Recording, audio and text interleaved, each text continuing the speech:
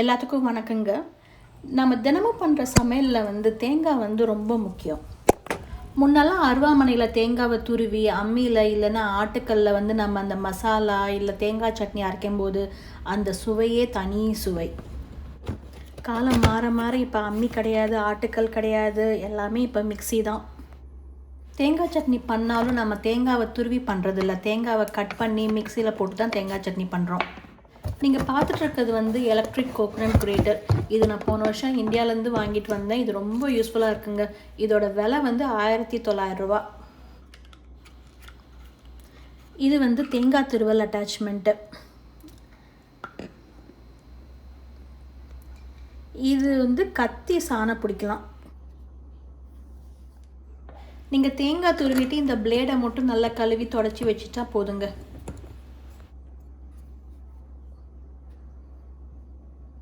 இந்த கத்தி சாணம் பிடிக்கிற அட்டாச்மெண்ட் நான் இது வரைக்கும் யூஸ் பண்ணது கிடையாது.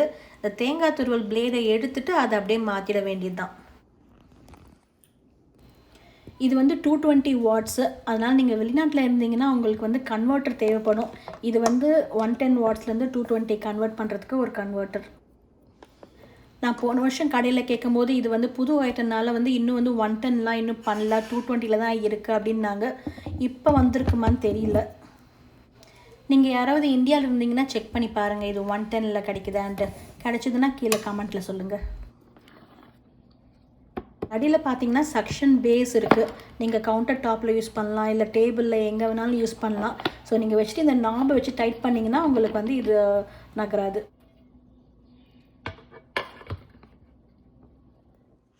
இதில் 2 ஸ்பீட் இருக்குது, ஸ்பீட் 1, ஸ்பீட் 2. நீங்கள் புதுசாக ஸ்டார்ட் பண்ணுறீங்க அப்படின்னா நீங்கள் ஸ்பீட் 1லேயே வச்சு கொஞ்ச நாளுக்கு ட்ரை பண்ணுங்கள். அந்த ப்ரெஸ் பட்டன் அமுத்தினா தான் உங்களுக்கு அந்த கிரேட்டர் ஸ்டார்ட் ஆகும். ஸோ நீங்கள் கோகோனட் துருவும் போது அந்த ப்ரெஸ் பட்டன் ஒரு கையில் நீங்கள் அமுத்திட்டே தான் இருக்கணும்.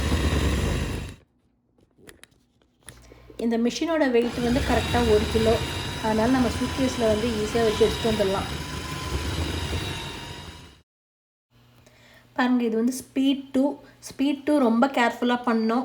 இல்லை கொஞ்சம் விட்டாலும் நம்ம விரலையும் சேர்த்து நாம் துருவ வேண்டியது தான். நீங்கள் 4-5 டைம் ட்ரை பண்ணிங்கன்னா இது சூப்பராக வந்துடும். ஃபஸ்ட் டைம் பண்ணும்போது இது ரொம்ப பயமாக தான் இருக்கும்.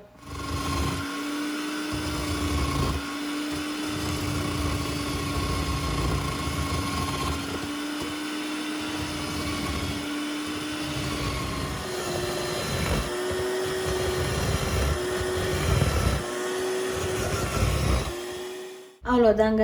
இது அரை மூடி தேங்காய் ஈஸியாக திருவியாச்சு. நீங்கள் 2 நாளுக்குள்ளே யூஸ் பண்ணிடுவீங்கன்னா நீங்கள் ஃப்ரிட்ஜில் வச்சுக்கலாம், இல்லைன்னா நீங்கள் ஃப்ரீசரில் வச்சு ஃப்ரீஸ் பண்ணிடலாம்.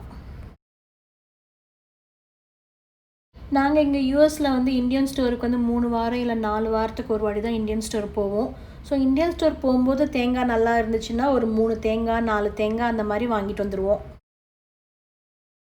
தேங்காய் வாங்கிட்டு ஒரு 15 நிமிஷத்துக்குள்ளே நீங்கள் 4 தேங்காயையும் சூப்பராக நம்ம துருவி எடுத்துடலாம்.